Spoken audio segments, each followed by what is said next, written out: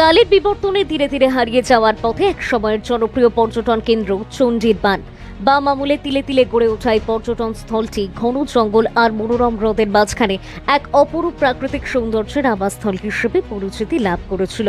প্রকৃতি প্রেমী ও ভ্রমণ পিপাসু মানুষের কাছে এটি ছিল অন্যতম আকর্ষণের কেন্দ্রবিন্দু। আমার পেছনে যে জলাশয়টি দেখতে পাচ্ছেন, একসময় এই জলাশয় ছিল স্বচ্ছ কাচের মতো পরিষ্কার জল। আমরা রয়েছি এই মুহূর্তে চণ্ডীর বান। এই এলাকায় একসময় যখন বাম আমলে এই জায়গাটা টুরিস্ট স্পট হিসেবে গড়ে উঠেছিল, তখন কিন্তু প্রচুর পরিমাণে দর্শনার্থী আসতেন, যারা পর্যটন ছিলেন দেশ বিদেশ থেকে তারা আসতেন। কিন্তু কালক্রমে এই মুহূর্তে যে দৃশ্যটা চণ্ডীর বানের হয়ে আছে, সেটার কিন্তু করুণ অবস্থা। আমরা আমাদের এই বিশেষ প্রতিবেদনে আপনাদেরকে দেখানোর চেষ্টা করব ধীরে ধীরে চণ্ডীর বান কিভাবে একটা ঐতিহাসিক পর্যটন কেন্দ্র থেকে নিজেই বিলীন হয়ে যাচ্ছে। কিন্তু সময়ের পরিবর্তনের সঙ্গে সঙ্গে যেন হারিয়ে যেতে বসেছে সেই জৌলুস। সরকার পরিবর্তনের পর এলাকাবাসী ও পর্যটকদের মধ্যে নতুন করে আশার সঞ্চার হলেও বাস্তবে সেই প্রত্যাশা পূরণ হয়নি বলেই অভিযোগ উঠছে। প্রাক্তন কেন্দ্রীয় প্রতিমন্ত্রী প্রতিমা ভৌমিক এবং স্থানীয় বিধায়ক বিন্দু দেবনাথের উদ্যোগের প্রত্যাশা থাকলেও চণ্ডীর বানের উন্নয়নে দৃশ্যমান পরিবর্তন দেখা যায়নি। সবচেয়ে আশ্চর্যের বিষয়, রাজ্যের পর্যটন মন্ত্রী সুশান্ত চৌধুরী এবং অর্থমন্ত্রী প্রণজিৎ সিংহ রায় নিজেও এই পর্যটন স্থল পরিদর্শন করেছেন, কিন্তু তারপরেও ভাগ্যের চাকা ঘোরেনি চণ্ডীর বানের।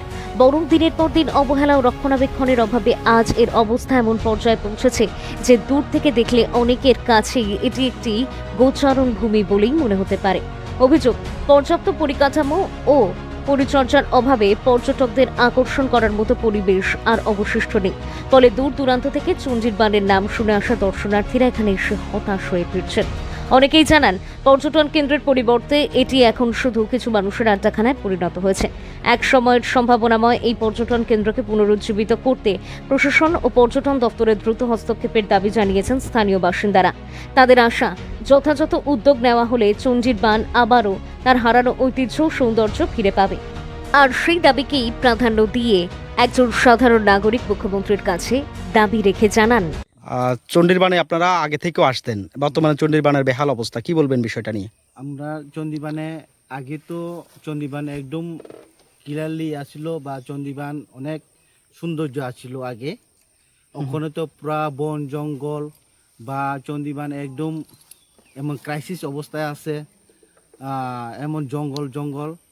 ওখানে তো আমরা চণ্ডীছড়া পর্যটক হিসাবে আমরা দক্ষিণ তৈবন্দাল এরিয়ার পরে উতা সিপাহীজলা ডিস্ট্রিক্ট বা কাঠালিয়া রেঞ্জ পরে ওটা, কিন্তু আমরা চণ্ডীবানটা পর্যটকের জন্য আমরা অনেক রিকোয়েস্ট করেছি। আমরা ওখানে অনেক আমাদের এমপি বা আমাদের পর্যটক কেন্দ্রের যে মন্ত্রী, উনিও এসে গেছেন ওখানে। আসার পরে কিন্তু ওটা কোনো সাকসেস হয়নি ওখানে পর্যটক ব্যাপারে। কিন্তু ওখানে আমরা দক্ষিণ তৈবন্দাল এরিয়াতে অনেক জনের ওখানে জায়গা পড়ে রয়েছে, পরে থাকার পরেও কিন্তু ওখানে কোনো সুবিধার জন্য বা ওখানের যারা বেকারদের কোনো সুবিধার জন্য কোনো ওখানে। এখন আপনারা কি চাইতেছেন? আমরা চাইতেছি ওখানে পর্যটক, ওখানে যে একটা পর্যটকের একটা প্লেস হোক, বা ওখানে আমাদের জনগণের, আমরা দক্ষিণ তৈবন্দাল এরিয়াতে জনগণের যারা জনগণের উপরে আমরা বেকারদের কিছু সুবিধা দেওয়ার জন্য ওখানে পর্যটকটা হওয়ার জন্য আমরা আবেদন করছি। প্রচুর পরিমাণে শ্যাওলা জমি আছে বা জলাশয়ে ঘাস উঠেছে, এই বিষয়টা কিভাবে দেখছেন? ওটা তো আমাদের দক্ষিণ তৈবন্দাল এরিয়া, তো আমরা ওই জলের উপরে নির্ভরশীল। ওখান থেকে আমরা জল খাওয়ানোর জন্য ওখান থেকে আমরা ইউজ করতেছি, বা ওখান থেকে আমরা জলের প্রয়োগ করতেছি। কিন্তু এই গাছের জন্য কিন্তু আমরা জলটা ক্লিয়ারলি বা পরিষ্কার জল পাওয়া যাইতেছে না। সেই জন্য আমরা এই গাছেরটা যেমন পরিষ্কার করে আমাদের যে সুবিধার জন্য আমরা জলের যে প্রয়োগ বা আমরা যে জলটা যে পান করতেছি, এই জলের জন্য আমরা পরিষ্কার করার জন্য আমরা আমাদের ত্রিপুরা রাজ্যের মুখ্যমন্ত্রী যে ডক্টর মানিক সাহাকে